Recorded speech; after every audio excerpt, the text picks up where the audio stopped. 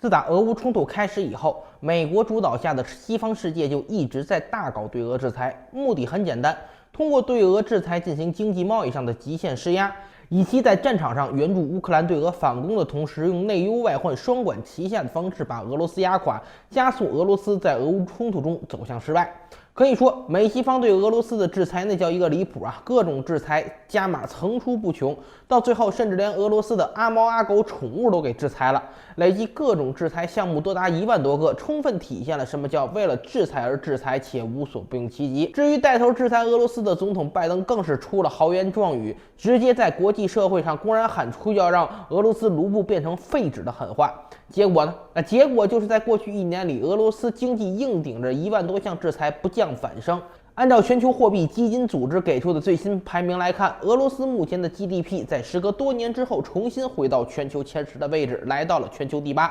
而俄乌冲突爆发前的几年时间里，俄罗斯的经济大体可以概括为一直处于贴地飞行的状态，常年看不到一点起色，偶尔支棱那么一下多半也会被不稳定的国际油价或者是美国的进一步制裁给打压下去。那么问题来了，俄罗斯硬顶着1万多项制裁，经济不降反升的斯拉夫奇迹到底是怎么办到的首先当然是和美西方自己搞出来的全面对俄脱钩有很大的直接关系。俄乌冲突爆发前，俄罗斯和欧洲及美国都保持着贸易往来，如此这般情况下，对俄制裁当然有效。毕竟我们都知道，经济制裁这个东西它是个双刃剑。美西方不买俄罗斯出口商品，那么俄罗斯势必会因为积压而导致赔钱。另一方面，价格低廉、渠道现成的俄罗斯商品买不到了，那美西方自身的各种成本价格也必定要上涨。只不过过去美西方一直仰仗自身经济体量庞大，不论是欧盟还是美国，作为经济实体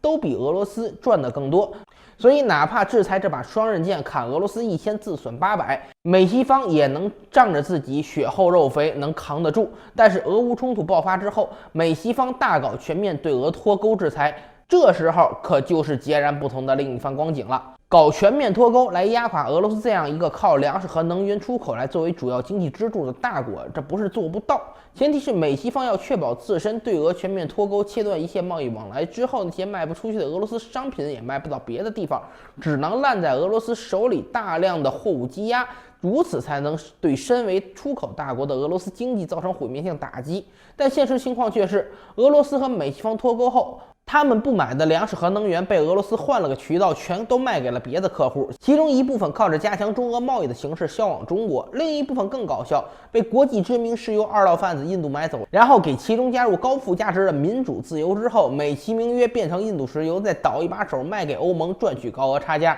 于是我们就能看到如此一幅奇葩景象：印度靠着卖二手俄罗斯石油赚了个盆满钵满，数钱数到手抽筋儿。欧盟自己也宣布完全摆脱了对俄罗斯的石油依赖，都搁这自欺欺人唯有俄罗斯那是一点影响都没受到该卖的石油照样卖，售往欧洲的石油只不过是经印度倒了把手，原价售出。至于欧盟自愿挨宰，给印度掏更多钱买附加了民主自由的印度石油，那跟俄罗斯没关系俄罗斯只要确保自己的能源还能正常出售就行。也正因为有了中国和印度大量采购，完美补齐了俄罗斯能源和粮食的出口。因为欧洲市场关闭而导致的销售额骤降，所以一来二去之间，我们就能看到靠出口作为支柱的俄罗斯经济不降反升，非但没有因为美西方制裁损失惨重，反而借着国际油价和粮食价格上涨做了一波顺风车，赚了相当大的一笔钱，不但能维持前线战士开支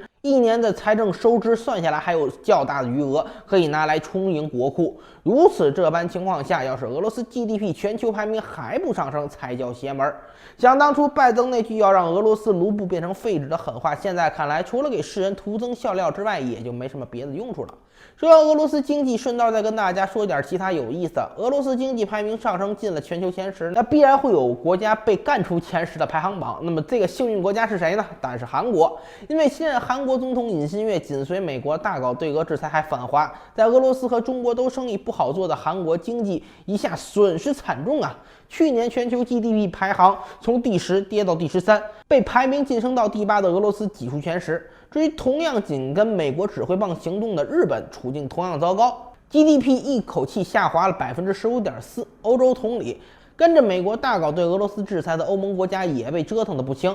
英国、法国、德国、意大利 GDP 全部下跌，尤其是法国最惨，一口气跌了5.9%，也无外乎马克龙那么着急往中国跑，要来跟中国做生意，解决经济问题了，再不回两口血的就真的有点扛不住了。通过以上这些情况，我们其实不难发现一个现象，那就是敢对美国说不、拒绝美国霸权、美式双标、坚决捍卫自身利益的国家，真的能迎来经济的加速增长。反倒是一味跟着美国的指挥棒走，为美国利益赴汤蹈火，那最后也真的是会被美国给带进阴沟里。